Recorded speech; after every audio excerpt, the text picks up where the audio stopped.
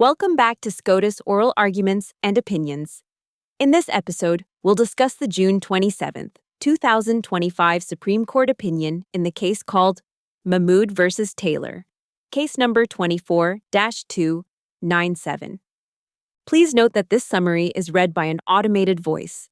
In this case, the Supreme Court ruled 6-3 that parents challenging a school board's introduction of LGBTQ-inclusive storybooks and its refusal to allow opt-outs are entitled to a preliminary injunction under the Free Exercise Clause. The case centered on whether requiring elementary school children to be exposed to books featuring same-sex marriage and transgender themes without parental opt-outs violates parents' constitutional right to direct their children's religious upbringing. Justice Alito's majority opinion held that the storybooks pose a very real threat of undermining the religious beliefs parents wish to instill in their children, expanding free exercise protections beyond traditional direct coercion requirements. The decision means that Montgomery County must provide advance notice and allow opt-outs when using these books or similar materials in classroom instruction. In this episode, we'll examine Justice Alito's majority opinion against Justice Sotomayor's dissent, which argued the court invented a novel constitutional right to avoid exposure to objectionable ideas, and included a 25-page appendix with pictures from Uncle Bobby's wedding to illustrate her point.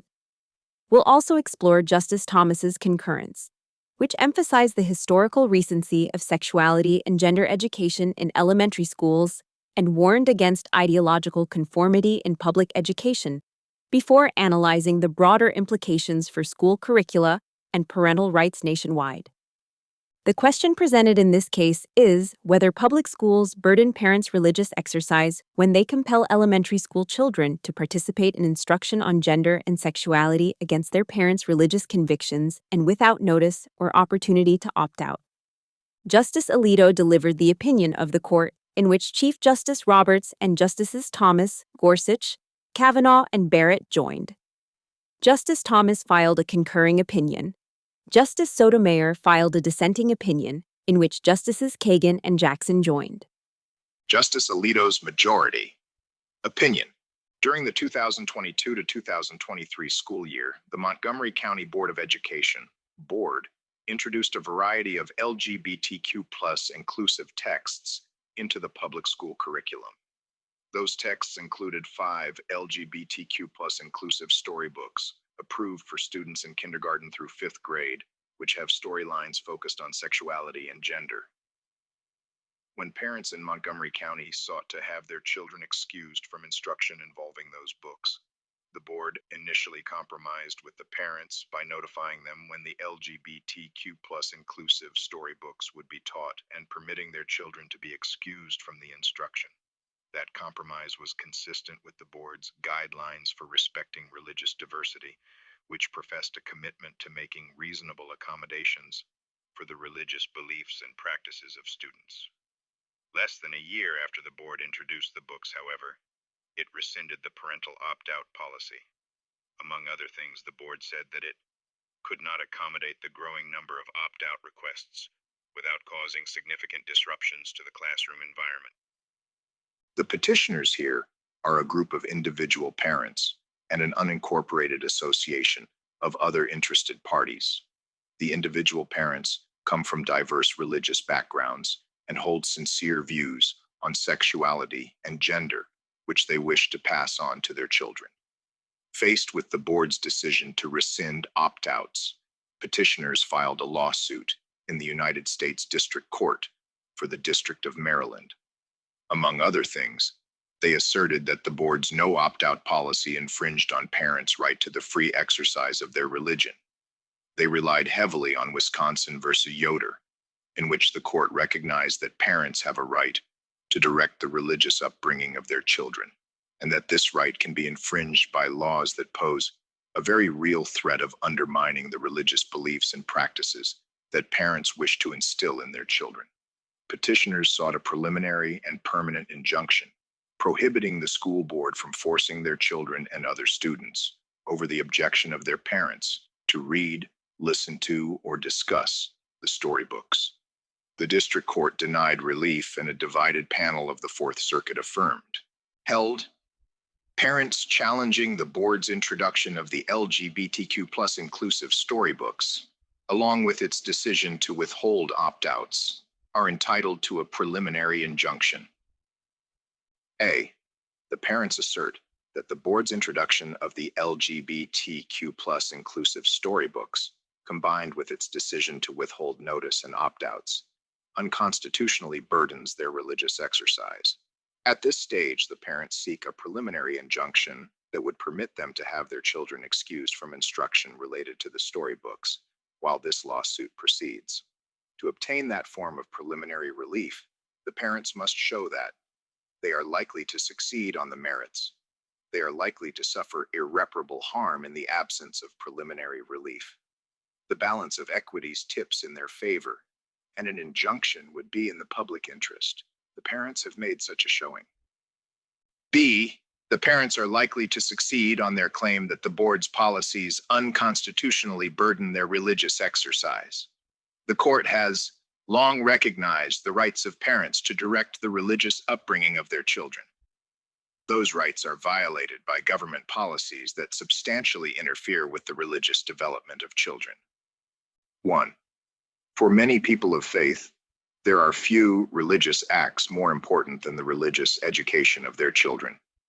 And the practice of educating one's children in one's religious beliefs, like all religious acts and practices, receives a generous measure of constitutional protection. The Constitution protects, for example, a parent's decision to send his or her child to a private religious school instead of a public school.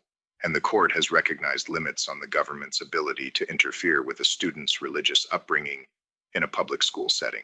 In West Virginia Board of Education versus Barnett, for example, the court held that a policy requiring public school students to salute the flag could not be enforced against Jehovah's Witnesses, who consider the flag a graven image, consistent with the First Amendment.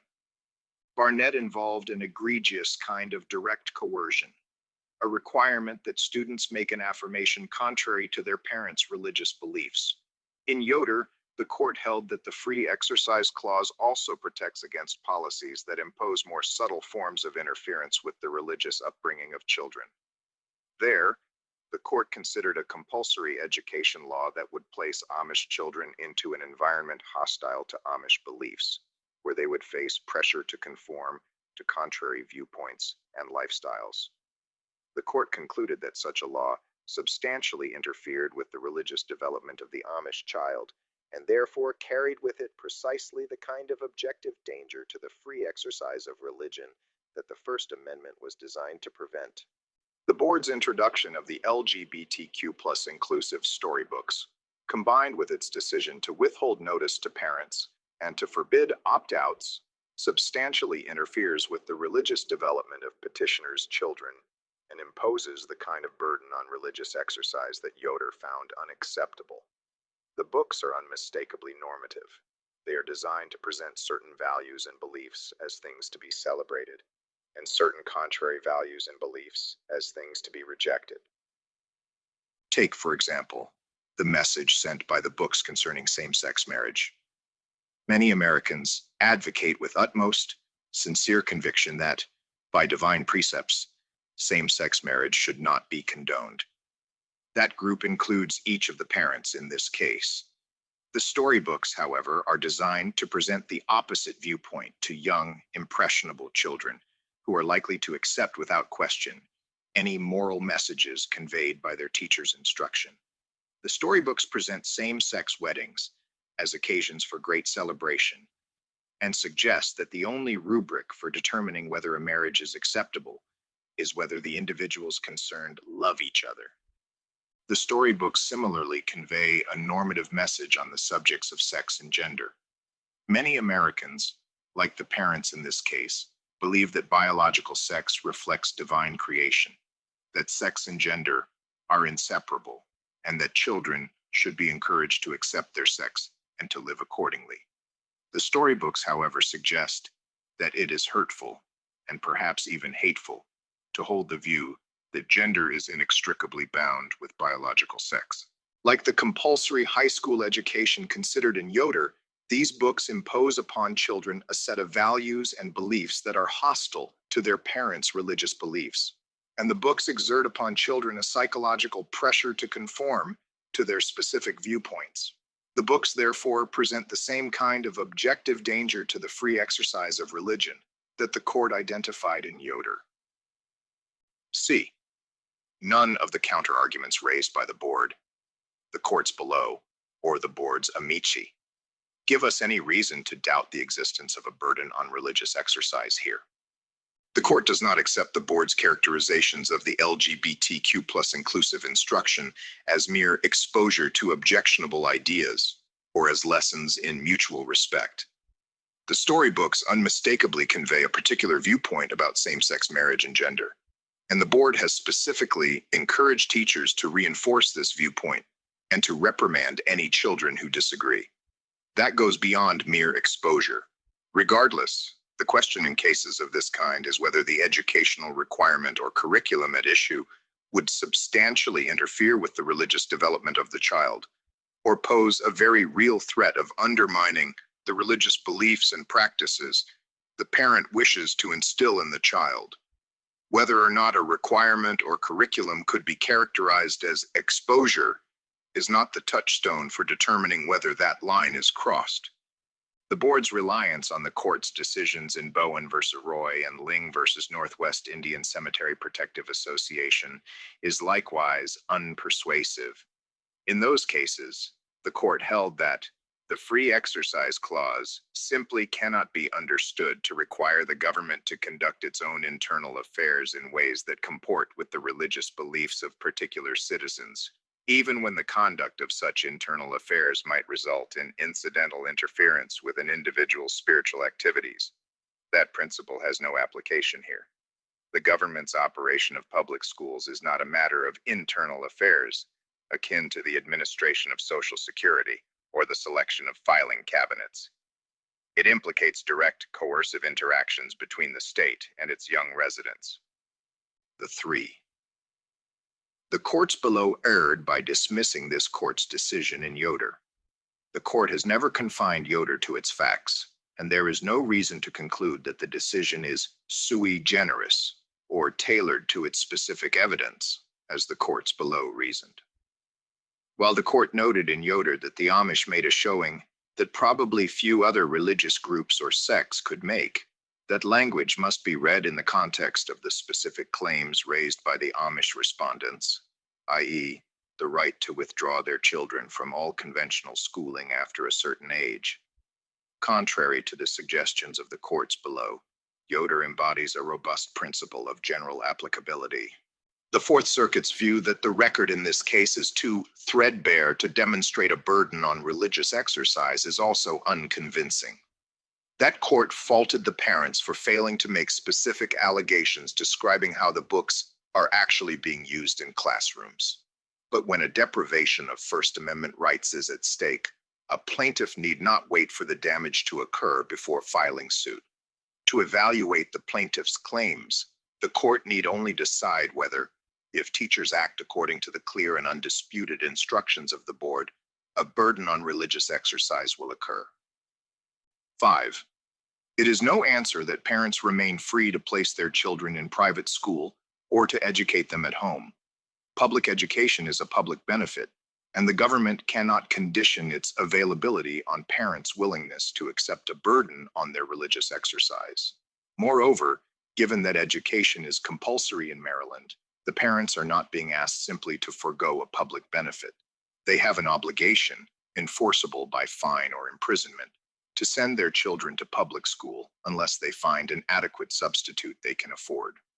Nor is it of any comfort to suggest that parents can educate their children at home after school.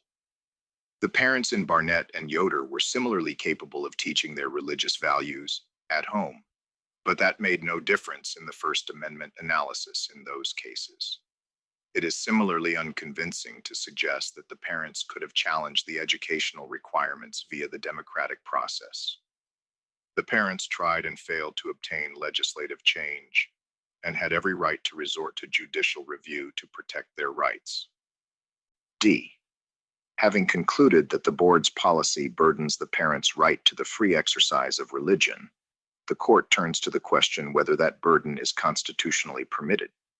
1. In most circumstances, the government is generally free to place incidental burdens on religious exercise, so long as it does so pursuant to a neutral policy that is generally applicable. But when a law imposes a burden of the same character as that in Yoder, as does the challenge board policy here, strict scrutiny is appropriate regardless of whether the law is neutral or generally applicable. 2. To survive strict scrutiny, a government must demonstrate that its policy advances interests of the highest order and is narrowly tailored to achieve those interests. The board asserts that its curriculum and no opt-out policy serve its compelling interest in maintaining a school environment that is safe and conducive to learning for all students. As a general matter, schools have a compelling interest in having an undisrupted school session conducive to the students' learning. But the board's conduct in continuing to permit opt-outs in a variety of other circumstances undermines its assertion that its no opt-out policy is necessary to serve that interest. E. Without an injunction, the parents will continue to suffer an unconstitutional burden on their religious exercise, and such a burden unquestionably constitutes irreparable injury, and an injunction here would be both equitable and in the public interest. Thus, the petitioners have shown that they are entitled to a preliminary injunction. Specifically, until all appellate review in this case is completed, the board should be ordered to notify the petitioners in advance whenever one of the books in question or any other similar book is to be used in any way, and to allow them to have their children excused from that instruction. Reversed and remanded. Justice Thomas's concurring opinion. I join the court's opinion in full. I write separately to highlight additional reasons why the board's policy cannot survive constitutional scrutiny, as well as to emphasize an important implication of this decision for schools across the country. As the court today holds, the board's policy is incompatible with this court's decision in Wisconsin versus Yoder. The court understood history and tradition to inform the inquiry whether Wisconsin had established interests of the highest order, and it explicitly examined the historical pedigree of the state's alleged interest in education past the 8th grade. That analysis is instructive here. As with compulsory education past the 8th grade, at the time the court decided Yoder, sex education is also a relatively recent development, and the practice of teaching sexuality and gender-related lessons to young children even more so. What is now labeled sex education is a 20th century innovation. Early in the nation's history, schooling seldom extended beyond the elementary subjects. It was not until the 1970s that public schools began implementing what we might today recognize as sex education, with lessons focused on cautioning students about how to avoid unintended pregnancy and sexually transmitted diseases. The practice of teaching sexuality and gender identity to very young children at school appears to be significantly more recent than typical sex education. The board's LGBTQ+ inclusive storybook curriculum appears to be as novel as the storybooks themselves, all of which were published within the last decade. The record in this case suggests that the board's LGBTQ+ inclusive curriculum and no opt-out policy rest on the sort of conformity-driven rationales that this court rejected in Pierce versus Society of Sisters. The curriculum itself also betrays an attempt to impose ideological conformity with specific views on sexuality and gender. The storybooks are, like many books targeted at young children, unmistakably normative. They present views that run contrary to traditional religious teachings as correct and worthy of acclaim, asserting, for example, that sex is irrelevant to whether two people can get married, that students should question their genders, and that gender transitions are unequivocally positive. The board's exclusion of traditional religious views, coupled with a curriculum that pressures students to conform, constitute an impermissible attempt to standardize the views of students. Teaching young children about sexual and gender identity in ways that contradict parents' religious teachings undermines those parents' right to direct the religious upbringing of their children. and the board may undermine that right only if it has no other way to advance a compelling interest. The board easily could avoid sowing tension between its curriculum and parents' First Amendment rights.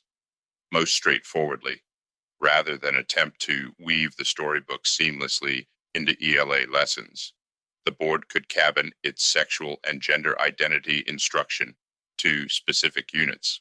The board may not insulate itself from First Amendment liability by weaving religiously offensive material throughout its curriculum and thereby significantly increase the difficulty and complexity of remedying parents' constitutional injuries. The framers intended for free exercise of religion to flourish. Justice Sotomayor's dissenting opinion: public schools, this court has said, are at once the symbol of our democracy and the most pervasive means for promoting our common destiny. They offer to children of all faiths and backgrounds an education and an opportunity to practice living in our multicultural society. That experience is critical to our nation's civic vitality.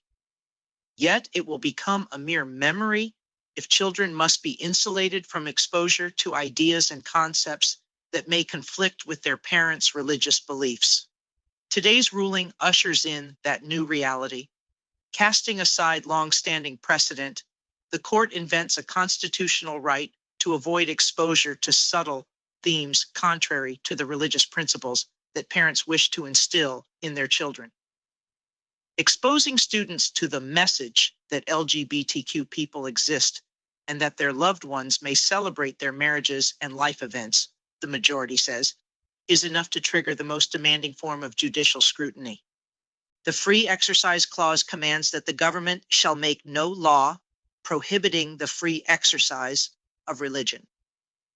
The crucial word in the constitutional text is prohibit, for it makes clear the Free Exercise Clause is written in terms of what the government cannot do to the individual, not in terms of what the individual can exact from the government. Consistent with these long-standing principles, this court has made clear that mere exposure to objectionable ideas does not give rise to a free exercise claim. That makes sense. Simply being exposed to beliefs contrary to your own does not prohibit the free exercise of your religion. The Constitution thus does not guarantee citizens a right entirely to avoid ideas with which they disagree. Indeed, it would betray its own principles if it did, for no robust democracy insulates its citizens from views that they might find novel or even inflammatory. Rather than follow this court's unambiguous precedent, the majority rescues petitioners' exposure theory by simply renaming it. Petitioners' free exercise rights are burdened by the storybooks, the majority claims, because they carry with them a very real threat of undermining the religious beliefs that the parents wish to instill in their children. From where does the majority derive its novel threat test? Yoder, the majority claims, established it over half a century ago, unbeknownst to any court of appeals in the nation, and until today, this court as well. The court's reading of Yoder is not simply incorrect. It is definitively foreclosed by precedent. Yoder does not support the proposition that any government policy that poses a very real threat to a parent's religious development of their child triggers strict scrutiny. The problem in Yoder was not that the law exposed children to material that would incidentally undermine religious beliefs, but that it compelled Amish parents to do what their religion forbade, send their children away rather than integrate them into the Amish community at home. One thing is clear, however: the damage to America's public education system will be profound. Over 47 million students attend K-12 public schools in the United States, with nearly 17 million in elementary school. Against that backdrop, requiring schools to provide advance notice and the opportunity to opt out of every book, presentation, or field trip where students might encounter materials that conflict with their parents' religious beliefs, will impose impossible administrative burdens on schools. In effect, then, the majority's new rule will hand a subset of parents a veto power over countless curricular and administrative decisions. Yet that authority has long been left to democratically elected state and local decision makers, not individual parents and courts. The court today subverts Maryland's functioning democratic process, whistling past decades of precedent that recognizes the primacy and importance of local decision making in this area of law. The reverberations of the court's error will be felt, I fear, for generations. Unable to condone that grave misjudgment, I dissent.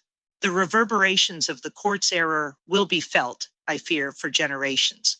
Unable to condone that grave misjudgment, I dissent. All right, those were the majority, concurring, and dissenting opinions. Now, let's talk case implications. The immediate implications of Mahmoud versus Taylor center on the court's expansion of free exercise protections in public school settings, establishing that parents may claim constitutional violations when curricula pose what the majority termed a very real threat of undermining their children's religious development. This creates a new framework that goes beyond the traditional requirement of direct coercion, potentially requiring schools to provide opt-out accommodations for materials that conflict with parental religious beliefs.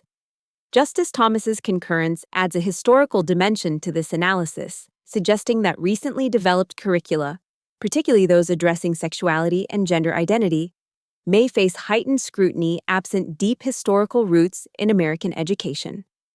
However, the scope of this ruling remains uncertain, as the majority's fact-intensive test provides limited guidance on which educational materials or activities might trigger similar constitutional concerns. The practical ramifications for school districts appear significant, though the full extent will depend on how lower courts interpret and apply the majority's framework.